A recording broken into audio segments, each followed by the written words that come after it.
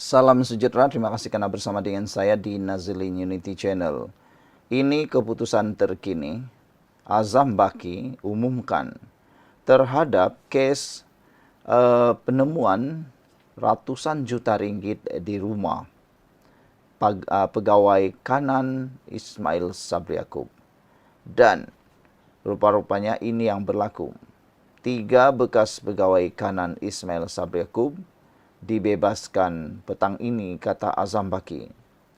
3 bekas pegawai kanan Perdana Menteri ke-9 Datuk Seri Ismail Sabri Yaakob akan dibebaskan dengan jaminan petang Selasa.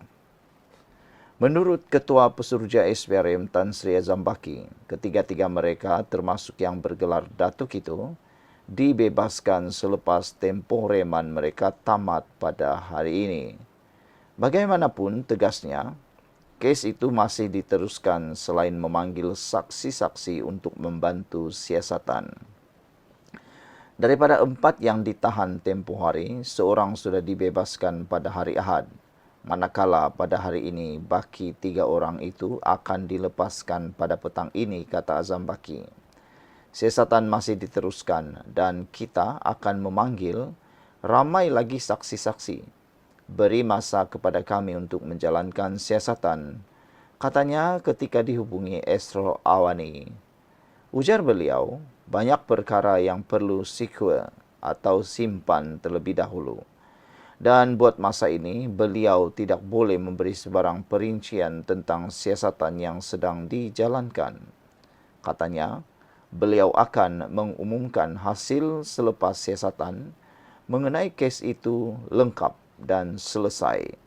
Ditanya mengenai dakwaan penemuan wang tunai lebih 100 juta ringgit, Azam bagaimanapun enggan mengulas lebih lanjut mengenai perkara itu. 4 individu termasuk 2 bergelar datuk yang merupakan bekas pegawai kanan mantan Perdana Menteri disyaki disiasat di bawah Seksyen 16 dalam kurungan A Akta SPRM 2009 dan Akta Pencegahan Pengubahan Wang Haram, Pencegahan Pembiayaan Keganasan dan Hasil daripada Aktiviti Haram 2001. Pada Jumaat lepas, SPRM menahan reman 4 pegawai yang dikaitkan dengan bekas Perdana Menteri itu selepas perintah reman dikeluarkan oleh Magistrate Irzar Zuleika Rohainuddin di Mahkamah Putrajaya. Saudara-saudara sekalian, perkara ini memang betul-betul mengejutkan seluruh Malaysia. Ada yang mengatakan bahawa kenapa perkara ini juga boleh berlaku semasa pemerintahan Ismail Sabri Yaakob. Ada yang mengatakan mereka lihat pemerintahan pentadbiran Ismail Sabri Yaakob kelihatan tenang dan juga bersih. Tetapi bagaimana pula tiba-tiba ada isu seperti ini yang mula keluar. Ada yang mengandaikan, kata mereka, sepandai-pandai tupai melompat akhirnya jatuh ke tanah juga. Dan sepandai-pandai orang sembunyikan bangkai, pasti perlahan-lahan baunya juga akan keluar, kata mereka. Jadi saudara, persoalannya sekarang, masih ada lagikah bau-bau bangkai yang lain yang akan keluar selepas ini? Karena biasanya apabila satu perkara mula ditemui, yang lain juga akan menyusul. Sekian untuk kali ini, jangan lupa tinggalkan komen Anda. Salam sejahtera, terima kasih kerana bersama dengan saya di Nazilin Unity Channel. Sekarang SPRM makin menjadi hebat. Bayangkan satu demi satu pendedahan dan juga penangkapan berjaya dibuat. Kalau baru-baru ini cerita tentang 100 juta, kali ini pula cerita projek 13 juta ringgit. Penolong jurutera disyaki salah guna kuasa melibatkan projek 13 juta ringgit. Suruhanjaya Pencegahan Rasuah Malaysia SPRM Johor menahan seorang penolong jurutera sebuah universiti awam kerana disaki salah guna kuasa membabitkan projek lebih 13 juta ringgit di universiti terbabit. Menurut sumber, suspek lelaki berusia 44 tahun itu Ditahan kira-kira pukul 7 malam semalam di pejabat SPRM Johor di sini.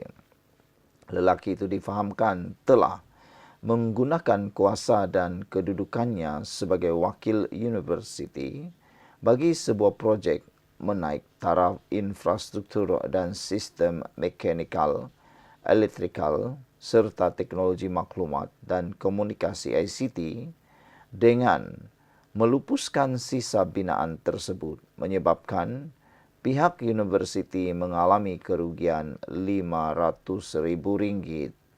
Pengarah SPRM Johor, Datuk Azmi alias ketika dihubungi mengesahkan penahanan tersebut. Kes disiasat di bawah Seksyen 23 Akta SPRM 2009.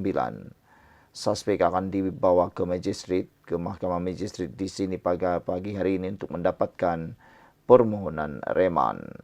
Saudara-saudara sekalian, penemuan demi penemuan ataupun pendedahan demi pendedahan, tangkapan demi tangkapan berkait dengan salah guna kuasa, rasuah dan juga mencuri duit rakyat kini menjadi hebat pada zaman dan era pentadbiran Anwar Ibrahim. Inilah yang kita mahukan, pembenterasan rasuah, salah guna kuasa secara besar-besaran tanpa mengira pangkat, tanpa mengira bangsa maupun agama. Kerana perbuatan mencuri duit rakyat, mencuri duit kerajaan, menyalahgunakan kuasa ini adalah perbuatan yang dikutuk oleh semua agama. Ramai netizen yang mengucapkan terima kasih syabas kepada Perdana Menteri Anwar Ibrahim kerana dapat mengemudi SPRM, mengemudi kerajaan untuk bertindak memerangi rasuah dan salah guna kuasa. Tata kelola kerajaan pada waktu kini semakin bertambah baik. Bahkan ada yang menjangkakan ianya akan menjadi rekod yang terbaik di dalam kerajaan Malaysia sejak merdeka. Bayangkanlah, Anwar Ibrahim menyebabkan ramai orang mula menyedari kewujudan SPRM, kewujudan badan-badan penguatkuasa yang lain seperti LHDN, Immigration, Custom dan sebagainya. Kalau dulu orang dah mula seperti biasa-biasa saja melihat SPRM, kini ianya bukan lagi biasa-biasa tetapi menjadi luar biasa. Siapa sekarang yang tak lagi takut dengan SPRM? Kalau sekarang nama SPRM disebut saja, orang dah mula bergetar lutut. Kenapa?